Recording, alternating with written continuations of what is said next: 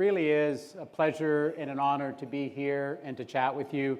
I think instead of giving the big long speechification, I'll do the short version, a little bit off my top of my head, and we'll open it up for questions and answers. I think I'd rather talk to you about what it is specifically that you want to hear about, if that's okay. So we'll do that. But certainly we are, thank you, we are at a very, very important crossroads in our time. Global markets are facing rising uncertainty, and forums like this, I think, are going to be really, really more important probably than ever before. Give you all a good chance to chat and talk about the things that are happening, solutions towards these things. Because as I have said in the legislature day after day after day, President Trump's tariffs are causing chaos. And primarily they're causing uncertainty. Everybody asks, well, what are your predictions for the future? I predict it will be unpredictable because that's what's happening. I was in Eastern Europe last week, and they all said, what are these Trump tariffs like? What are they all about? Canada's been the canary in the coal mine. We haven't felt it here in Eastern Europe, and Thursday when I got home, Friday, boom, there they were with 50% tariffs on June 1, which of course now has moved to July 9th, and we'll see what happens when it happens. But make no mistake, this is a once-in-a-generational challenge that we're facing. We've landed $70 billion worth of new investment in Ontario in the 7 years we've been in office. And President Trump wants all those companies in the United States, and he wants all those jobs in the United States. Just make no mistake about that. That is exactly what he wants. So our government continues to take action to protect workers and industries. If you've seen the 2025 budget, you would know we started off with $11 billion worth of security, $9 billion to help delay and defray some provincial taxes, $2 billion in a rebate proportionally of WSIB. That's not the first time we've done that or the second time, it's actually the third. By lowering the cost of doing business, we reduced WSIB payments, not the benefits, but the payments for your clients by 50% permanently. That's 7 years ago we did that. It's $2.5 billion in annual savings. Talk about that a little bit later. But there was still so much cash in the WSIB, so much cash, way beyond any financial obligation, way beyond any moral obligation. So we freed it up by reducing it by 50%, $2.5 billion annual savings. We gave another $1.35 billion out as a rebate in checks, still a lot of cash. We gave another $2 billion out in rebates, still continuing the 50% off. And now we're doing the third tranche of $2 billion. But we're not just lowering the cost of doing business in Ontario and doing work around the globe. We're also, as Gary mentioned, removing inter-provincial trade barriers. And that happens, hopefully, tomorrow. Today, I spoke on third reading, the final reading of the bill. It'll be debated a bit more this afternoon. The hours will be up, and tomorrow we'll stand in our seats or stand in our places and vote on inter-provincial trade. It's pretty exciting. Actually, if you want more details on it, ask in the Q&A and we can talk a little bit more about it. But, well, I'll just tell you now, it does, I'll just do the highlights. It has a labor mobility section. It has a section on direct-to-consumer alcohol. And it has a chapter on mutual recognition. You can sell your goods here if we can sell our goods there. We'll talk about that as well, what that means. But those are groundbreaking. They shouldn't be. It should be the way we are. But also, we have exceptions. All of the provinces and the federal government have exceptions. We signed a Canada Free Trade Agreement some years ago, and well, I just need this accepted, and that accepted, and this accepted. Next thing you know, Ontario has 23 exceptions. Quebec has 39. All the provinces have exceptions. We wiped our exceptions out a couple of weeks ago. If you go on the Canada Free Trade Agreement website and looked up the exceptions, you'll see Ontario, and it actually says none. First in the history of the country ever to do that. Leaves us exposed, it leaves us vulnerable. We've got to have the others join us in, but that's where Premier Ford, the strength of Premier Ford will come in convincing the other premiers and the federal government to do the same. So we're on more of a level playing field. But we've seen, as I said earlier, historic investments. We've landed $46 billion in 4 years in the auto sector. We've landed $6 billion in 4 years in life sciences. Places like Sanofi, Roche, AstraZeneca, Moderna all have facilities here. $1 billion plant here and $1.5 billion plant there, those types of things. They're all happening here in Ontario. And of course, tens of billions of dollars in tech. Since we took office 7 years ago, close to 1 million new jobs have been created in Ontario. That's what happens. When we first took office, we saw the auto sector sort of going off the cliff, and Australia's auto sector going off the cliff. And Australia decided to let it go, get out of the auto business, they're gone. Premier Ford said, no, put the brakes on it. We've got to figure out what's wrong, why are they all leaving? And they all told us cost of doing business in Ontario was too high. Plain and simple, it just got too high. Electricity rates too high, taxes too high, all the costs were too high. So we began with WSIB, reduced it by 50%. We put an accelerated capital cost allowance in, saves business another $1 billion. We lowered the electricity rates for industrial and commercial by 16%, another $1.3 billion. There was a tax the previous government had ready to come in January 1 of the year after we were elected, $465 million. We canceled that permanently. We lowered provincial share of your local property taxes by $450 million. I can go on and on. All adds up to $8 billion a year in savings. So we went back to the auto companies and said, and the life science companies and others, here it is. Here's what you asked. This is tangible. First of all, we've never raised taxes since we took office. We're in our 8th year now. 0 tax increases, not even your hunting or fishing license. Nothing has increased since we took office. Only down. And the business, it's $8 billion. And the auto sector said, yep, you did what you said you would do. We'll come back. Now, of course, the EV sector, as you all know, is not growing as fast as it was. It's not falling, it's just not growing as fast. That's a really big difference. So we'll get there. We're all in, we're investing, we're staying investing. But it's interesting, by taking an $8 billion a year haircut every year since we've been in office, 2 things happened. One, as I mentioned, 1 million new jobs were created because we've lowered the cost of doing business. Businesses took that money and did exactly what we'd hoped they would do. They invested it in their business and hired 1 million people. It's 1 million people. It's an astounding number. Second thing, again, we take an $8 billion a year haircut. We went from $150 billion in revenue the day we were elected. Last Thursday, when the budget came out, a week ago Thursday, $220 billion.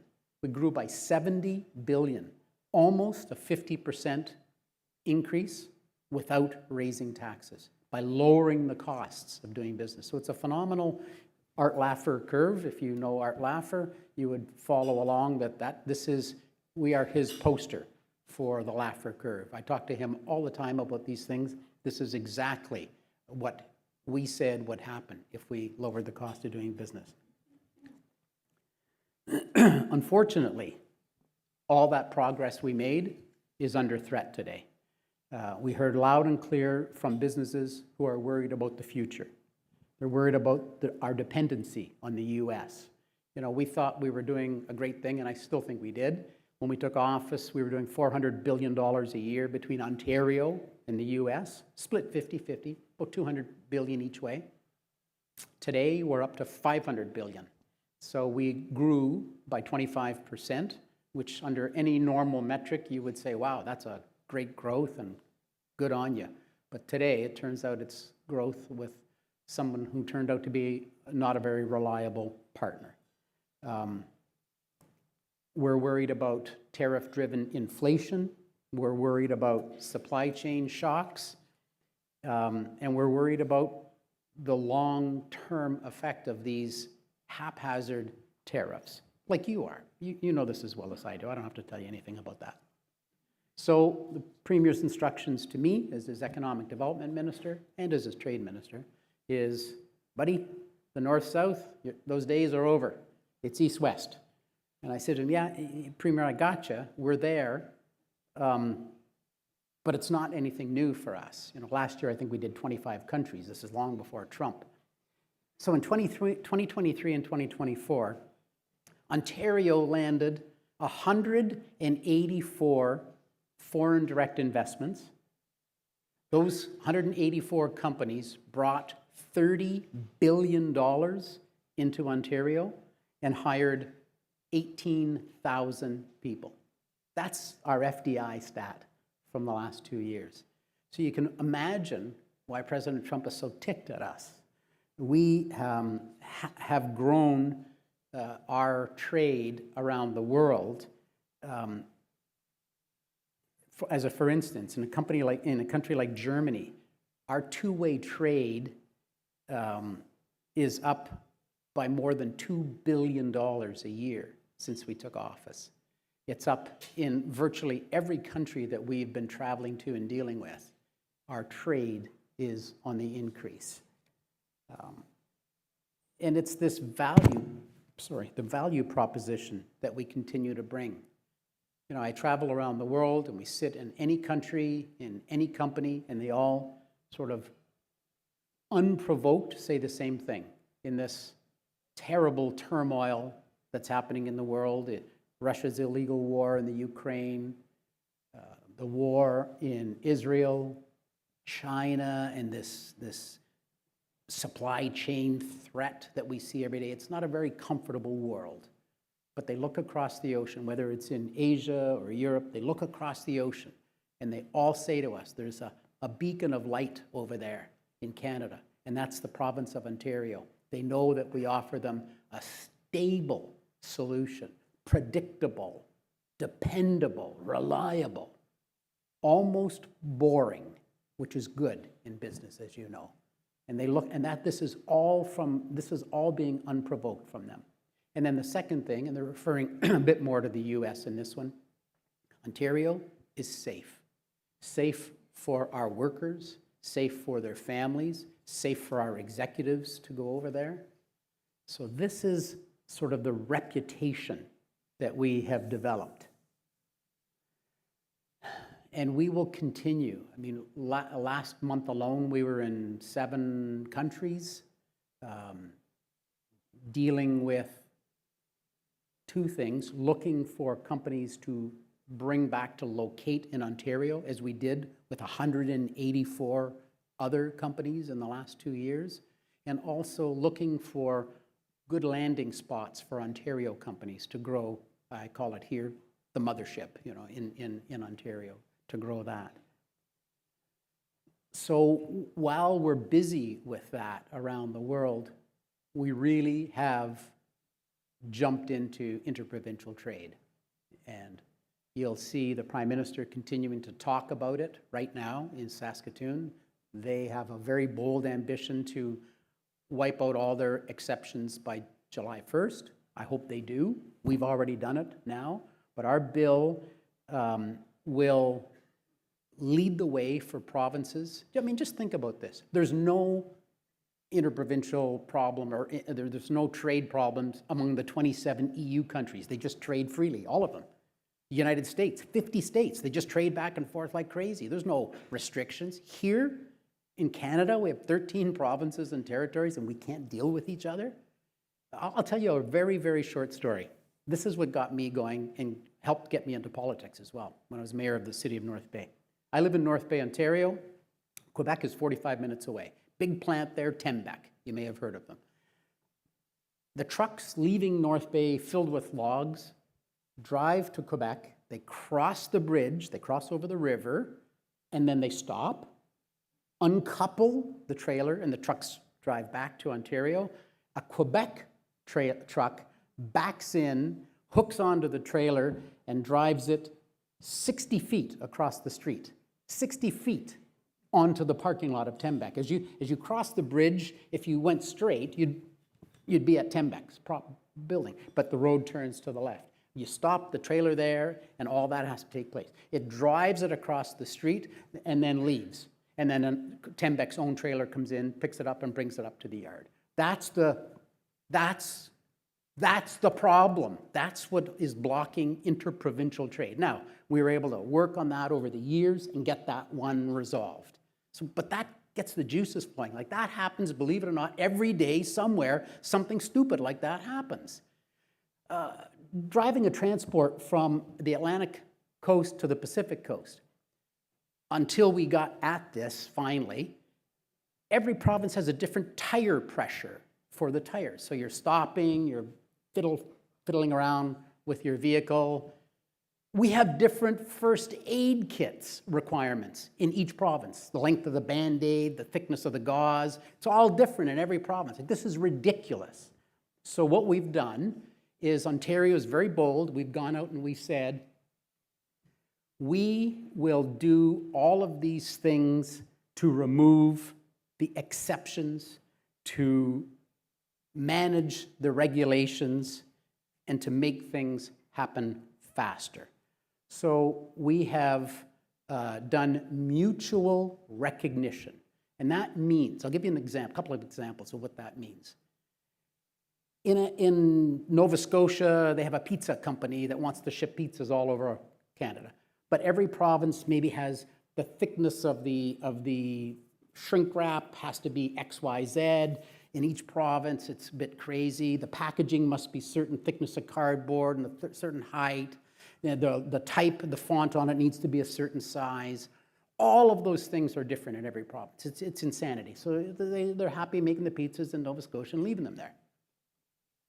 What we've said with mutual recognition is, okay, we understand your product meets all of the rigorous certifications and regulations of your home province. We will accept in Ontario that when it comes here, it's going to be different, but equitable. That's what we've done in Ontario. Good enough for you, it's good enough for us. You can do us, but we get to do you. We can ship our goodies over there, and you have to accept them as equitable as well. And that's what our mutual recognition is. Premier Ford has signed that memorandum of understanding with Nova Scotia, with New Brunswick, with Manitoba, and yesterday with Alberta, PEI, and Saskatchewan. So, I mean, that is just common sense. It will help unleash $200 billion in GDP. That's not my number. That is the number that is provided by all of the experts in all of the industries who have all come at the same number. Now, Ontario, we're already big free traders interprovincially. So it's not going to grow us the same percentage, 40% of the country. You'd think we're 40%. We're 23 billion. We will grow by 23 billion GDP. That is huge. That is absolutely huge for nothing. The cost of not doing this, it adds about 14.5% to every good that you and your family buys at every store. Every business, it's about 14.5% more expensive because that truck has to stop and deflate the tires and do whatever else, change the whatever they're going to do in the first aid kit, and just all of these things. Go to the next province and bring it all back again. It's just, this is huge cost and a huge cost saving that's about to come. So this is what Ontario is doing, is about by far the most ambitious free trade ever, period. Our forefathers, 150 years ago, when Canada was founded, nobody imagined that you couldn't trade with each other. And here we are 150 years later, we still can't. It's easier to ship something to Texas than it is to BC. So what I've described is one section.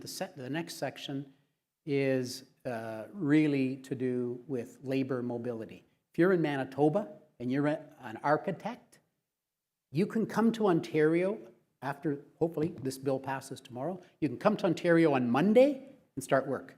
You have 6 months to get your paper in order, but right now you can't do that. You can come here, not work, and get your paperwork started.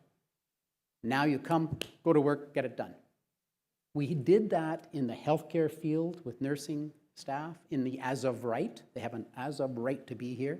Now we're doing it with all sectors, engineers, everybody. Get your paperwork in order, but you can start work. That's our labor mobility. And the third and final one on that is direct to consumer. It's alcohol. When you think about if you remember the court case, the Supreme Court case in New Brunswick, guy in New Brunswick crosses into Quebec, buys a couple of cases of beer, drives home, gets arrested by the OPP, confiscates his liquor. He doesn't want to pay, takes him to court, loses, all the way to the Supreme Court. Loses at the Supreme Court. So the province has said, all right, well, here's what we'll do. We're going to remove all of our exceptions. There is no limit. There is no low limit or high limit. You can just take all the alcohol you want out of the province. Back your car up and take it all. That's the law today. But if you're at a winery, if you're from BC or you're from Saskatoon, you come into a winery in Niagara and you like the wines. You can take all you want out of there. You can buy a bottle or two, you can buy a case, but how do you ship it home? That's a problem. That's a real problem for people who've enjoyed that. Direct to consumer means you can go online, you can phone, the vineyard can ship directly to your home. BC can ship directly here. We can ship our ice wine, our Prince Edward County wines directly anywhere in Canada. That's direct to consumer. Like, it takes, we've been at this for 7 years, and it takes Donald Trump and his threats to free us up. That tells you the state of things. Then we've also got another bill, I'll conclude with this, that we really do need to speed up our regulatory processes. You know, what Donald Trump needs from us is critical minerals. So here's Donald Trump saying to you every day, I don't need anything from Canada, I don't want your cars, I don't want your steel, I don't want your aluminum, I don't want your wood. Well, hang on a second.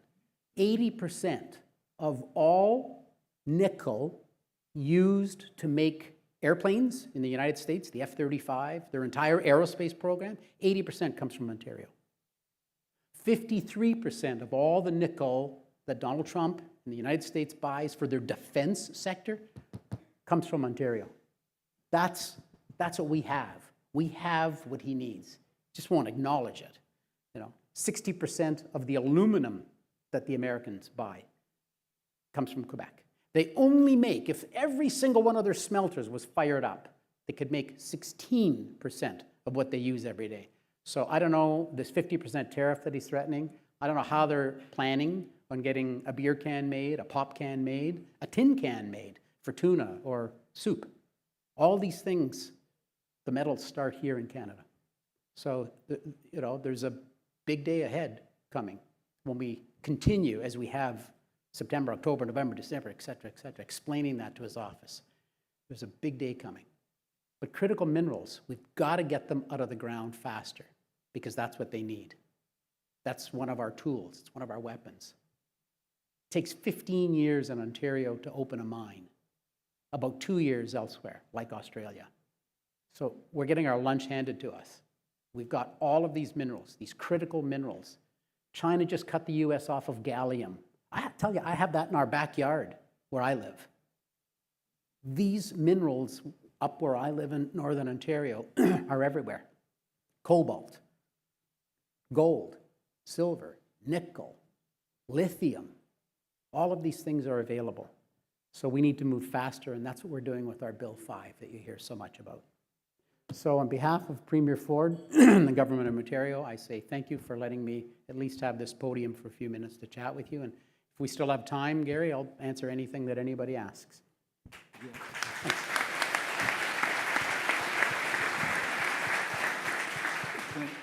Thank you so much. That's great. Yeah, we probably have time for one or two quick questions from our audience. Hey. There you go. Hey, Vic, thanks so much for that. My name is Landon Gardner. I'm the CEO of Web3 Toronto. I actually emailed you guys a few months ago. about the topic that I'm about to ask you about. So, as you probably know, Ethereum was actually founded here in the Toronto-Waterloo corridor. And what's really exciting about that is we actually have a lot of talent from 2014 that still exists here. And I think one of the big challenges, speaking of Trump and what's happening in the US, is they are moving very quickly on Web3 legislation and crypto legislation. And a place like Toronto and Waterloo that actually created a very big part of the next level of that technology, most of our founders end up having to leave.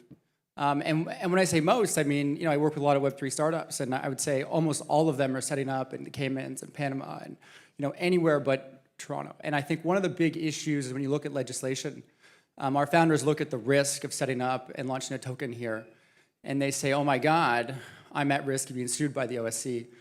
This is a really bad idea. And so, that plus given, if you look at the size of Ethereum, it's actually, like a few months ago, it was equivalent to the top 4 market cap companies of Enbridge and TD and RBC in terms of total market cap. And so that's a big opportunity that we sent packing to Switzerland. And I'd love to know, I'd love to talk to you offline, but I'd love to know, what are we doing for Web3? What are we doing for, crypto? What's your vision so these companies that still exist here and that want to be in Canada but are forced offshore come, not just come back, but people come and say, wow, there's so much great innovative Web3 talent. We will start attracting them. I appreciate the question. I'm not going to slough it off by telling you that's a discussion for the Minister of Finance, but quite frankly, that's a discussion for the Minister of Finance. From our perspective, what we're doing from our ministry is continuing to drive down the cost of doing business here. We're educating 70,000 STEM grads for you every year. We've just now, in the budget, funded 20,500 more STEM grad positions. That's the largest increase we've ever had. So when this cohort graduates, we'll be able to say in Ontario, we now graduate 100,000 STEM grads here in Ontario.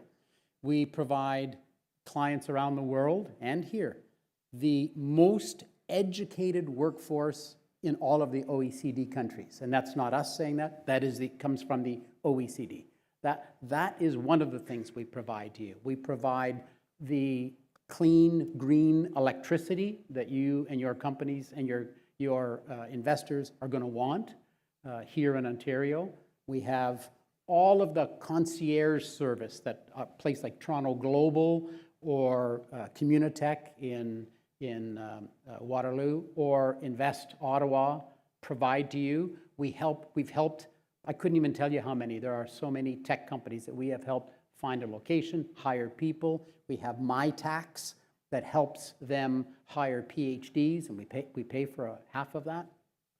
The list of the things that we do is endless, to be quite frank. There's nothing we won't do for our businesses, but what you're asking for is a specific regulation from the Ministry of Finance. Oh, I'm not going to step on his toes. I used to be in that spot, and I know what that's like.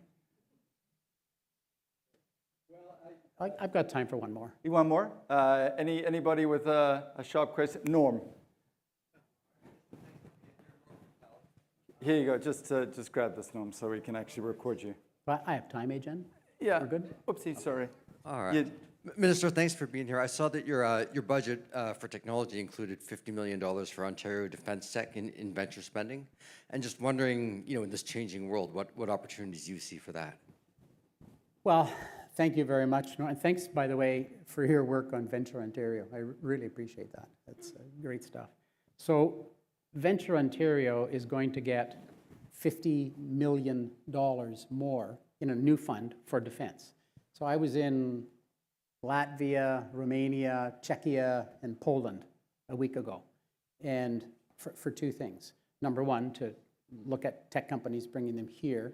We met with Deloitte, their 50 fastest in 2 different countries. We met with Deloitte's 50 fastest. It was very exciting. What we see, the talent that wants to come here was very exciting.